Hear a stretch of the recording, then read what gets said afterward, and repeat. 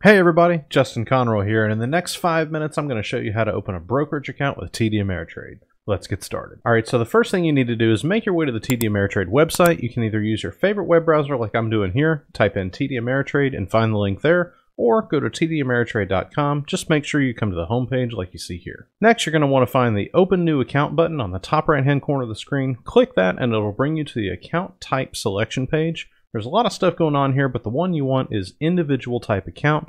That will allow you to buy things like ETFs, stocks, and bonds. In other words, this is your standard brokerage account. On the first page here, we're going to get all the basic questions about your first name, your last name, your email address, home address, phone number, and the email address they'll contact you with going forward, so be sure to use the right email address on this page. On the second page, we start getting to the identity questions. They'll want to know your birthday, your citizenship status, and your social security number.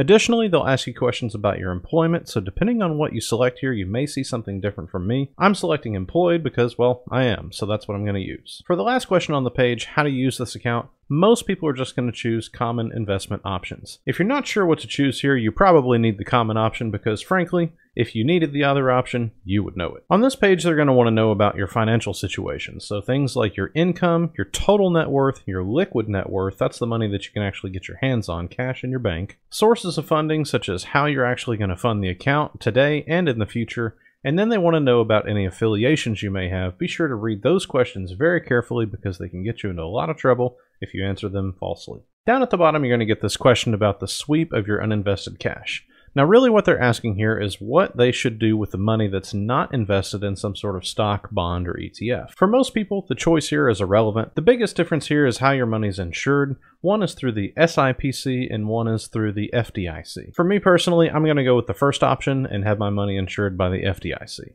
But again, if you're an expert and you know that you need the SIPC insurance, you'll probably know that already. On this next page, they're going to want you to review the information you put in so far, make sure everything's correct, and move on. And now, as they say, we get to the fine print. There's all sorts of documentation on this page that you should take the time to read and make sure you agree to it before you actually sign your name to anything. So go ahead and take the time to do that now and move on if you agree with everything they're asking you for. Once you make it past all the fine print and agreements, you'll have to set up your login information so that you can log into your account whenever you're ready to actually use it. This is standard stuff, user ID, password, security questions. I'm sure you've seen this a million times. So at this point, your account is open. Congratulations. But if you want to use it, we need to continue on to the funding page so that we can get money into the account so that we can actually buy some stocks, bonds, or ETFs. How you want to fund the account is completely up to you. I'm personally going to go with the express funding option because I'd like to get the money in there as fast as possible, and I'm really not depositing that much money at the end of the day compared to some people. So let's go ahead and choose that option and move forward. Express funding is basically just an ACH transfer. So at this point, you'll need to provide them with your routing number, your account number, the name of your bank, etc.,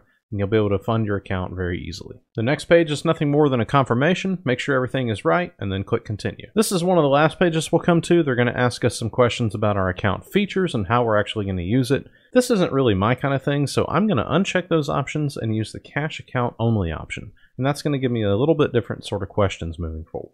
Next, there's a page that asks you about your delivery preferences on electronic documentation. You can either choose to receive things electronically or through snail mail. Of course, I'm going to go the electronic way. On this page, they're asking you about a trusted person whose name you might want on the account to make sure that your account is taken care of if anything ever happens to you. Of course, I'm going to add my wife, so let me go ahead and do that now. So the next question here is about real-time quotes. What they're really asking you here is, are you a day trader? Because if you're a day trader, you need to have the most up-to-date information as possible to make the decisions that you need to make. But in my case, I'm not a day trader. I'm a slow and steady buy and hold kind of guy. So I don't need this feature. So I'm going to click no. What this means is that any pricing information on stocks or bonds or ETFs that I look at will be delayed by about 15 minutes, which makes zero difference to me whatsoever. If I ever change my mind and become a day trader, I can easily change this option in my account preferences later. Finally, there's a question here about whether you want to personalize your account with a few different features like a Visa debit card or a checking account. Completely up to you if you want to go that way. Otherwise, we can just move on to our account. And as it says here, congratulations, well done. You now have an account with TD Ameritrade. Good for you. If you're into content about personal finance, wealth building, and money management, be sure and subscribe down below. Don't forget to like the video before you leave. Hope this was helpful. Have a good day, everybody.